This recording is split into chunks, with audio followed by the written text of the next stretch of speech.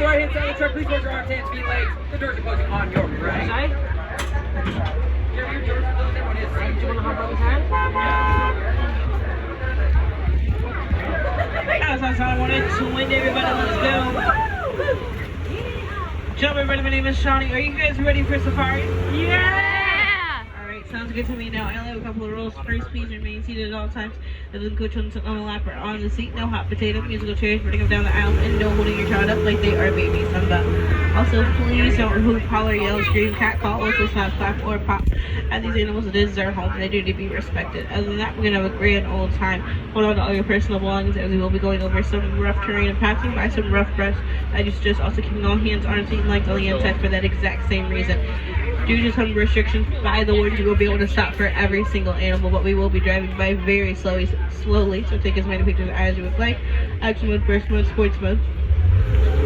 But we are in nighttime safari, so no flash, no fuzzy light, no light makers, no bubble wand makers, and no lightsabers for the safety of the animals and for the comfort of those around you. Above your head is a spotting guide, so all the animals, like the okapi on the right hand side. Oh, look at An okapi from the back will look like a zebra, but it's actually going to be the closest living relative to a giraffe. It has the same skull, same purple tongue, and the same amount of bones in its neck as a giraffe and a human would both have. everywhere.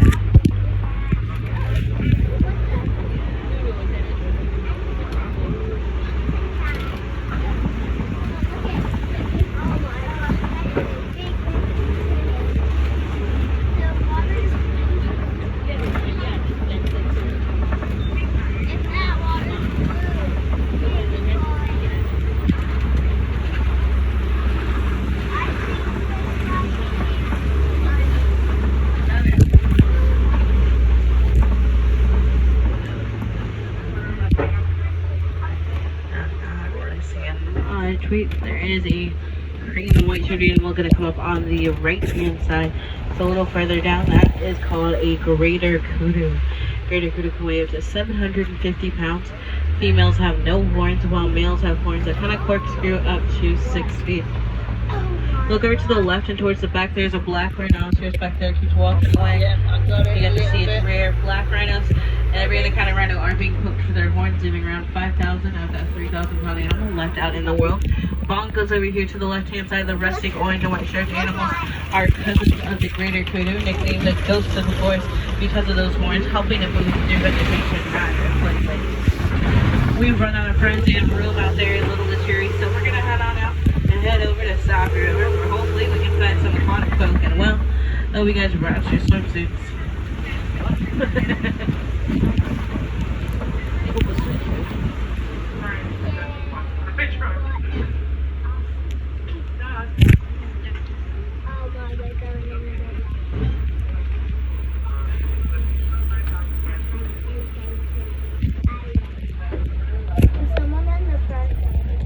I don't see much of anything in this water just yet. That disappoints me. Now let's see, can we find something somewhere, anywhere besides ducks? Because they're everywhere.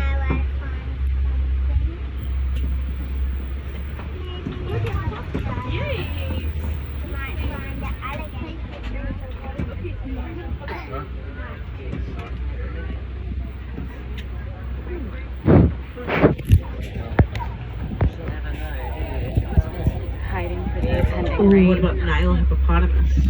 Over to the left hand side. There's a couple of them, so we actually have to call these floats. And we find a group. Oh, there's 3 of them. Hippos actually can't swim. So they will tiptoe across the bottom of the hippo pool, coming up every 5 to 10 minutes to get some air. If they fall asleep down there, well, that's a-okay. They'll automatically float right back up to the top, kind of like a switch in their brains. They communicate with what's called a wheeze honk. It can be a wheeze and a honk, and then a wheeze honk, a honk, wheeze. They're going to smell pretty ripe sometimes. It's going to be called a dung shower. That's how they go ahead and mark their territory.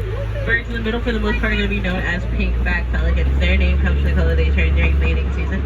It'll be the skin on their back that turns pink, and it's the males and the females, not just one or the other.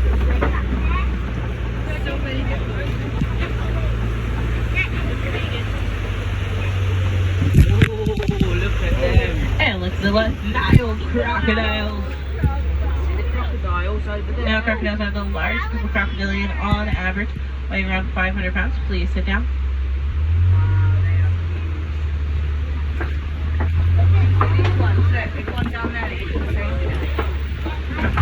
They can live to be over 40 years old. You can see them hang out in the water with their mouths open. They're both they're trying to regulate their body temperature. These are cold-blooded reptiles, so they have both that heat out one way or another.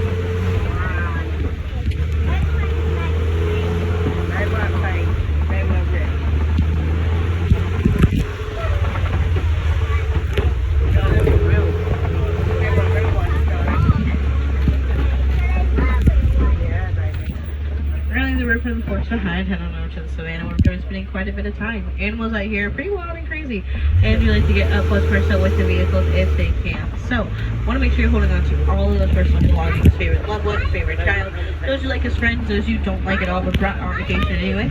You know the choice is yours, but it's up to you to explain why they didn't come back with you from vacation.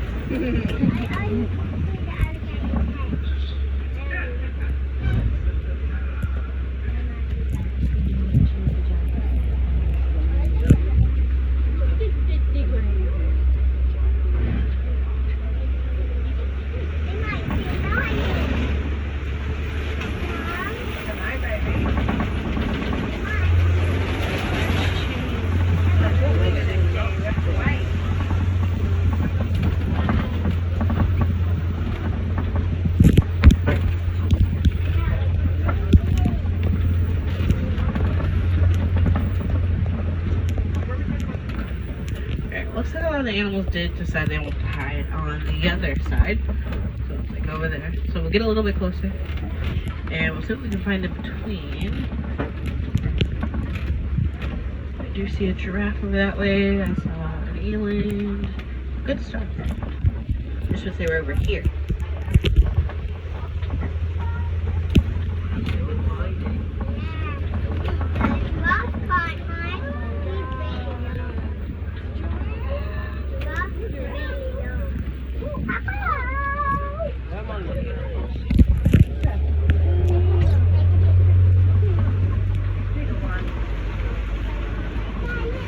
Don't worry, we'll get over there as well.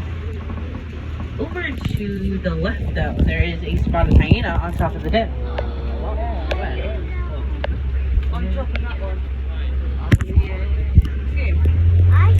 Spotted hyenas do live in a female-dominated society, so what that means is females are always in charge. They eat first, then the children, and then the males.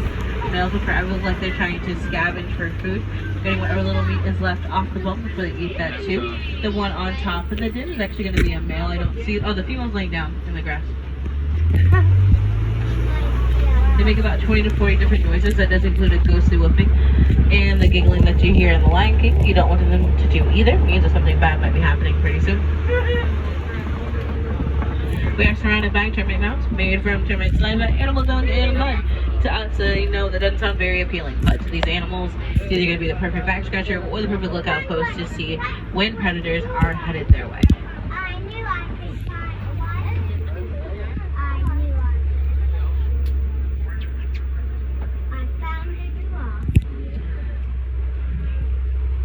We're also going to see some Patterson's eland right over here to the left-hand side. There's 3 tan ones, 2 adults, 1 child, and 1 tan and gray adult. That's the dad. He's up to 6 feet at the shoulders and 2,000 pounds. Females are around 1,000 pounds, and I'd say the baby is roughly 500 pounds. Now they can all actually jump up to 8 feet in the air. You give you a kiss on the cheek and hop back down. I've seen them hop a couple of times, and mainly when they get frightened. Now, of course, what everybody really wants to see is a giraffe over here to the left-hand side. There are 9 different kinds of giraffes out in the world. Each have their own shape, size, heights, patterns. The ones we're going to see today are called the Maasai. Babies are going to be born up to 6 feet tall, but they're also dropped 6 feet since their mothers do give birth standing up. It doesn't actually hurt them as much as it helps them, so they're able to go ahead and walk within an hour of life. Giraffes usually only sleep for around 30 minutes a day, 30 seconds at a time, though they can go for longer, 30 minutes a day for 5 minutes at a time. I've had some personal experience with giraffes going to take a nap in the middle of the road and blocking traffic for 40 minutes. It was very interesting. to say the least.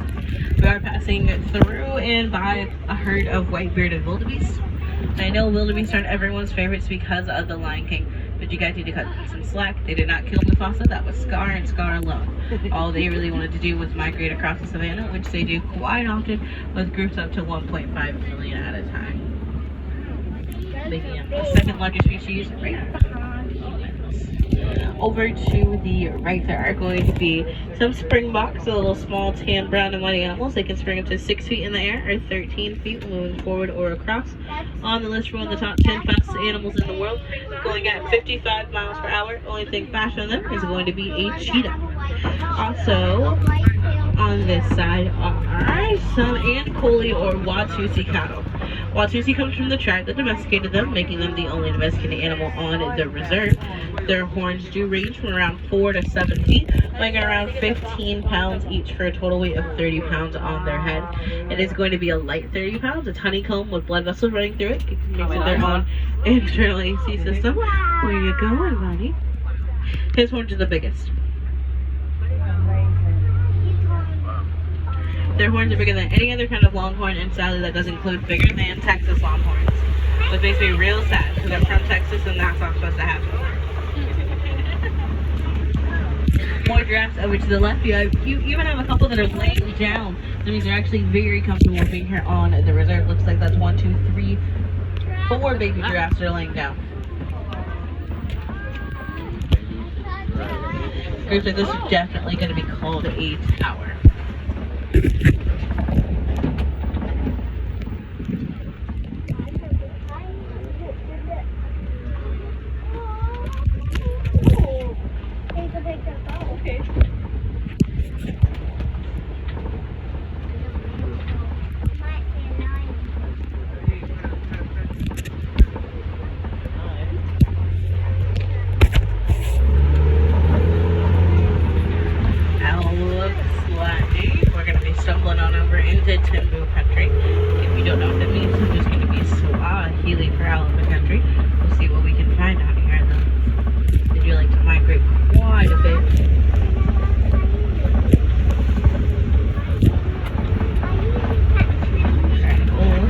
They've abandoned ship at the moment.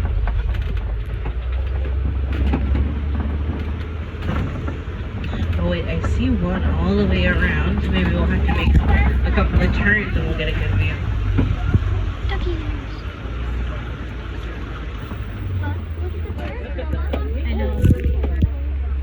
Now we all are going to be passing by a flamboyant of greater flamingos. These are going to be the largest and the lightest. Their coloration comes from the shrimp that they eat called a brine. Has a chemical in it called a beta-carotene. So basically what that means is the more shrimp they eat, the bigger they get, the whiter and the grayer. Standing on one leg, these are a little too hot or a little too cold and do need to regulate their body temperature. Let's see, if you guys look all the way over to the left, you will see a couple of elephants all the way out in the backfield. There's even a fully grown male. He's going to be the biggest one, standing by that termite mound. He stands at around 13 feet tall. Males do get kicked out of the herd when they're around 12 to 15 years old.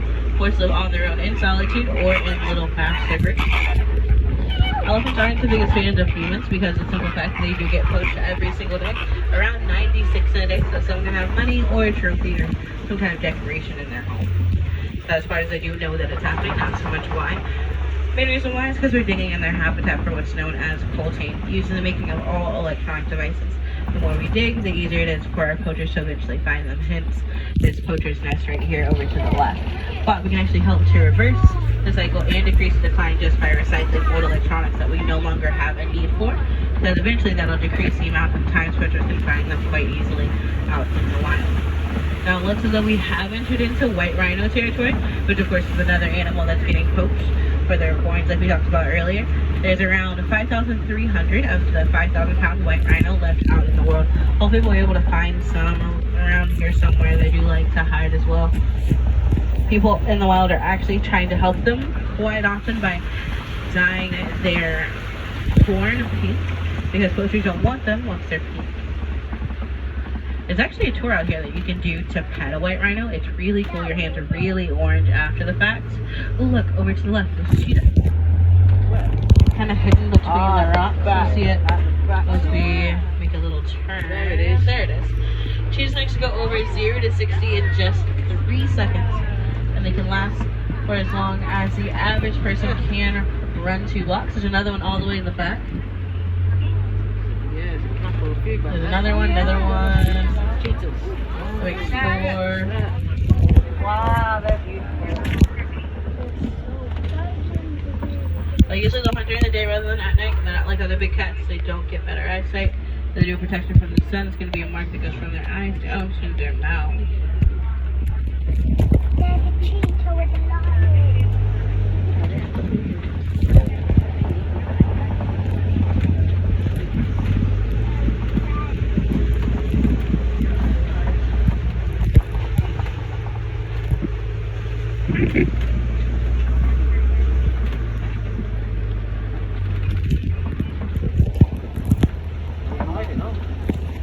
Look, over to your left, there's a lion up there. Just laying on that rock.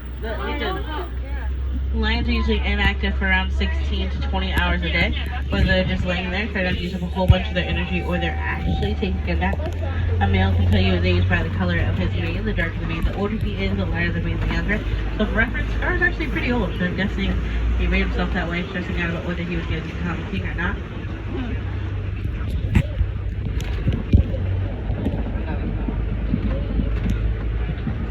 Over to the right, there is a little small brown animal known as box bok, usually found on reserves because at one point there was less than 17 of them left out in the wild, making them a critically endangered species. A lioness right here, their roar can be heard from up to 5 miles away, which is a really great distance. I wish they would all wake up and roar for you, but they are in their nap time currently. A lot of people do believe the misconception that they're only awake for 3 years out of their life, which is actually incorrect. A lot of times they'll just be laying there listening. There's one up there. Yeah, look, she's awake. Please don't kiss at her. She won't come to you. Yeah, that's something we don't want.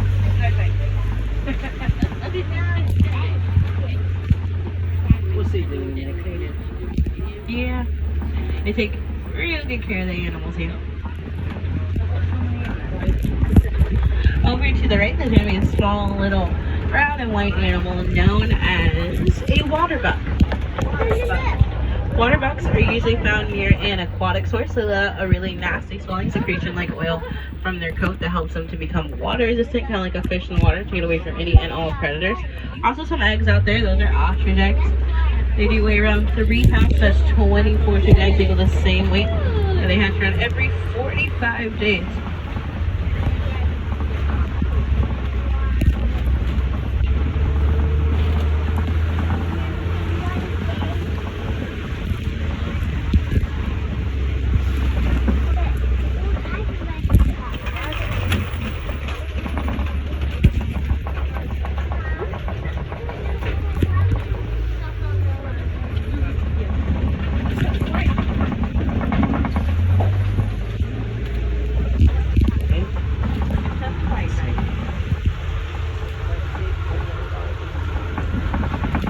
Shade, vegetation, water,